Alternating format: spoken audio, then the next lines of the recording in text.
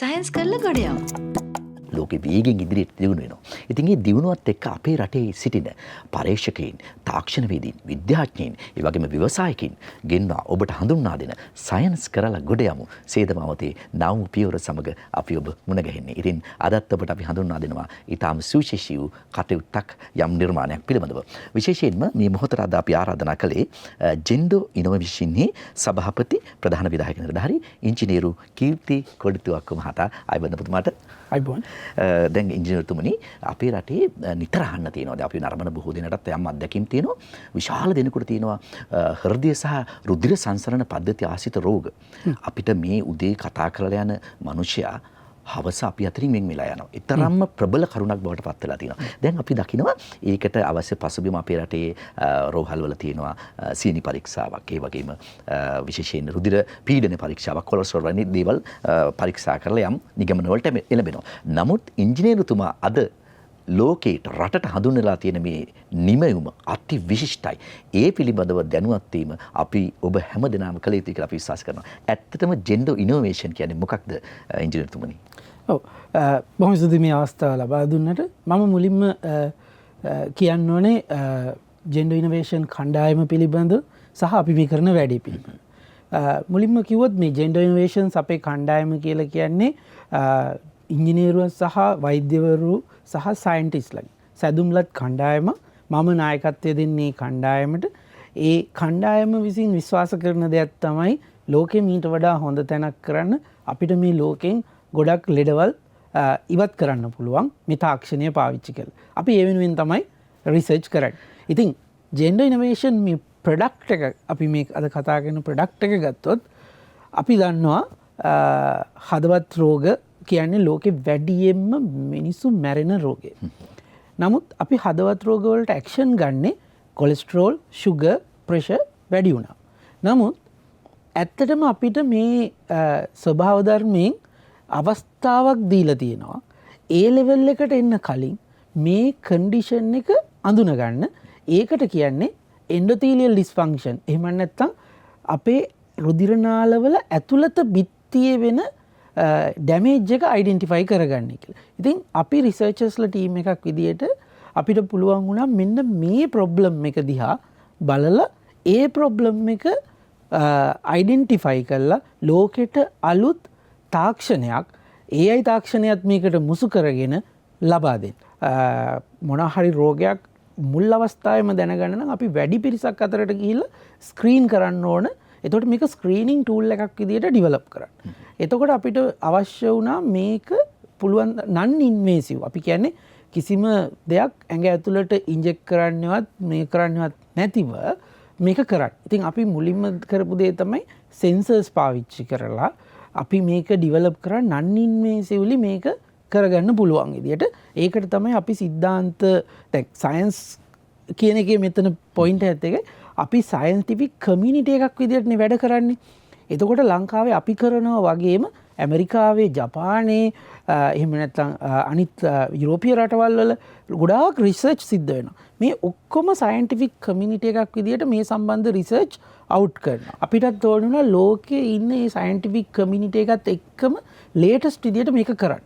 එතකොට අපි කරපු දෙයක් තමයි අර ලෝකෙ තියෙන ලේටස්ට් ටෙක්නොලොජීස් මේකට ඉන්ට්‍රොඩියුස් කරා. අපි අලුත්ම ක්‍රමවේද මේකට හැදුවා. අපි ඩිවලොප් කරා මේක විනාඩි 15ක් ඇතුළත නන් ඉන්වේසිව්ලි ඔපරේටර් ඉන්ඩිපෙන්ඩන්ට් කියලා අපි කියන. ඒ කියන්නේ අපි ඕනම කෙනෙක් දාලා මේක ඔපරේට් කරන්න පුළුවන් ලෙවල් එකට සිම්ප්ලිෆයි කරලා කරන්න. ඒ විදිහේ ටෙක්නොලොජි එකක් අපි ඩිවලොප් කරාම අපිට පුළුවන් වුණා ලෝකෙ පළවෙනියා වෙන්න. ඒ දේ කරපු. ඒකයි මම කිව්වේ අපිට රටක් විදියට අපි අපිව උඩින් තියලා තියෙනවා. අපි ඒක වචනයකට සීමා කරලා නෙමෙයි තියෙන්නේ. අපි ඒක ප්‍රූව් කරන්න ඕන highestම authority එකෙන්. අපි ඒක ලීගලි ලබාගෙන තියෙනවා. ඒක තමයි පේටන්ට් බලපත්‍රය පළවෙනි එක. ඒක අපි අරගෙන තියෙනවා ඇමරිකා එක්සත් ජනපදයේ. ඒක තමයි highestම competitive market එක. ඊට අමතරව ජපාන් වලින්.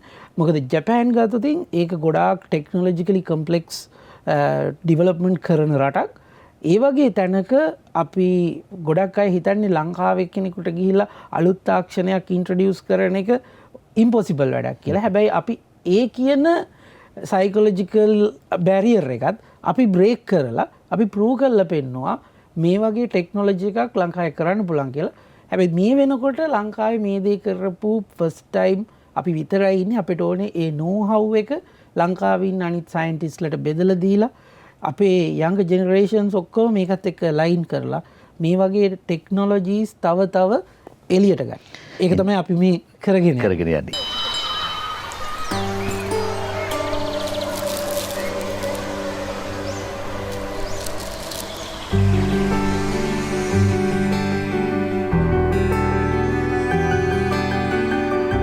අනාගත ගවේෂකයන්ට ලෝකය දිනන්නට මම පෙත්තනමින් දිවයින පුරා පාසල් 400ක් පරිගණක විද්‍යාගාර 400කින් සවි බල ගැන්වූ වගයි. කොම්බැංක් අක්ෂර දැනුම සොයා යන දුවදරුවන්ට දොරටු විවර කරමින් නොනවති ඉදිරියට. නංගියේ පොල් ටිකක් ගාගන්න පොල් ටිකකට එවන හාකේ අර බණ්ඩාරවත් එක ලස් කරන්න ගියානේ. පොල් නෑ බෑ නොකිය වැට පුරාණ යෝදෙද්ද බන්ද. අපි හිතපු දේවල්ද මේවා. අක්කේ පොල් මේකේ පැන් රස පොල් වලින්ම ගන්න.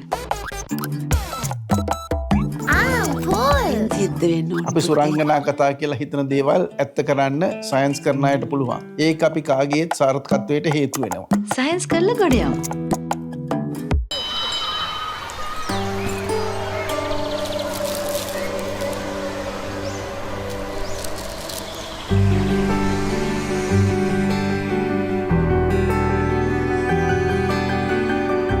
අනාගත ගවේෂකයන්ට ලෝකය දිනන්නට මම පෙත්තනමින් දිවයින පුරා පාසල් 400ක් පරිගණක විද්‍යාගාර 400කින් සවි බල ගැන්වූ වගයි.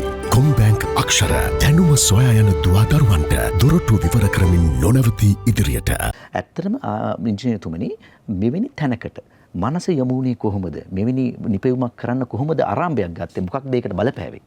ඒක ඇත්තටම මට පුංචි කාලේ ඉඳලා තිබ්බ උමනාවක්. සහ මගේ උමනාවත් එක්ක ඒ වගේම අදහස් තියෙන තව ගොඩක් අය මාත් එක්ක එකතු වුණා. ඒ කියන්නේ මගේ යාළුවෝ ඒ වගේම මගේ ප්‍රොෆෙසර්ස්ලා ඒගොල්ලොත් මේ වගේම අදහස් තියෙන අය ඒගොල්ලෝ එකතු වෙලා ඉන්නවා. ඒ වගේම මගේ ඉන්වෙස්ටර්ස්ලා මම කිව්වොත් මේ අදහස පටන් ගන්න කාලේ වෙනකොට මම ඒ උදාහරණයක් විදිහට මම පොඩි කාලේ ඉඳලා මේ සයන්ස් දේවල් එක්ස්පෙරිමන්ට් කරනවා. එතකොට ඒ ලෙවල් කරන කාලේ මට මුලින්ම ඕනුනේ බයොලොජිකල් ඩොක්ටර් කෙනෙක් වෙන්න. හැබැයි ඒක මොකද මගේ පර්පස් එක තිබ්බේ මිනිස්සුම සුවපත් කරන්න කොහොමද කියලා. හැබැයි මට තේරුණා මම ඩොක්ටර් කෙනෙක් කියලා මට පැය 24යි තියෙන්නේ. හැබැයි මම ඩොක්ටර්ස්ලා 1000ක් එම්පවර් කරන්න පුළුවන් අලුත් ප්‍රොඩක්ට්ස් හැදුවොත් මගේ නොලෙජ් එක පාවිච්චි කරලා මට පුළුවන් ඒක 1000න් ගුණ කරන්න. එහෙම නැත්නම් ඒක ලක්ෂයෙන් ගුණ කරන්න. එතකොට මම හිතුවා නෑ මම ඉංජිනේරුවෙක් බයෝමෙඩිකල් ඉංජිනියර් කෙනෙක් වෙලා මම දවසක ලෝකෙට මෙඩිකල් ටෙක්නොලොජීස් ඉන්ට්‍රොඩියුස් කරනවා. ඒ හරහා මට මිනිස්සු ලක්ෂ ගානකට ට්‍රීට් කරන්න සහ මිනිස්සු මිලියන ගානකට ඉම්පැක්ට් එකක් ඇති කරන්න පුළුවන් වෙයි කියලා. ඉතින් අන්න ඒ වගේ ෆවුන්ඩේෂන් එකක ඉඳගෙන තමයි මේ කරේ. මොකද මම යුනිවර්සිටි එකට ආවහම තවත් හොඳින් මට ඒක කරන්න පුළුවන් වුණා. මම මොරටු යුනිවර්සිටි එකේ තමයි ඉගෙන ගත්තේ. එතකොට මට සම්බන්ධ වුණා ප්‍රොෆෙසර්ස්ලා සහ මගේ බැච්මේට්ස්ලා ඒකට උදව් කරන්න පුළුවන් අය. ඒ වගේම ඒ හරහාම ඉන්වෙස්ටර්ස්ලා සම්බන්ධ වුණා. ඉතින් ඒක තමයි ඇත්තටම මේ ව්‍යවසායකත්ව ගමනේ ආරම්භය. එතනින් පස්සේ ඉතින් ගොඩක් දේවල් සිද්ධ වුණා. අද අපේ ස්තුතිය පිරිනමනවා සයන්ස් කළ ගොඩ යමු සමග මේ සාකච්ඡාවට පැමිණි ජෙන්ඩර් ඉනෝවේෂන්සි සභාපති ප්‍රධාන විධායක නිලධාරී ඉංජිනේරු කීර්ති කුඩිතුවක මහතාට බොහොම ස්තුතියි අප සමග රැඳී සිටින්න ටීවී තෙරණ සමග.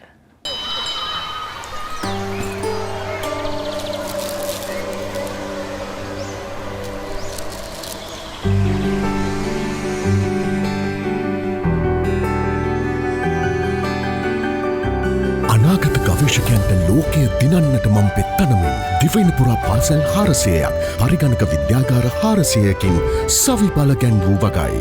කොම්බැංක් අක්ෂර දැනුම සොයා යන දුවදරුවන්ට දොරටු විවර කරමින් නොනවති ඉදිරියට. නංගියේ පොල් ටිකක් ගාගන්න පොල් ටිකකට එවන හාකේ අර බණ්ඩාරවත් එක ලස් කරන්න ගියානේ. පොල් නෑ බෑ නොකිය වැට පුරාණ යෝදෙද්ද බන්ද. අපි හිතපු දේවල්ද මේවා. අක්කේ පොල් මේකේ පැන් රස පොල් වලින්ම ගන්න. සිද්ධ සිද්ධ වෙන්න ඕන. අපි සුරංගනා කතා කියලා හිතන දේවල් ඇත්ත කරන්න සයන්ස් කරන අයට පුළුවන්. ඒක අපි කාගේත් සාර්ථකත්වයට හේතු වෙනවා. සයන්ස් කරලා ගොඩ යමු.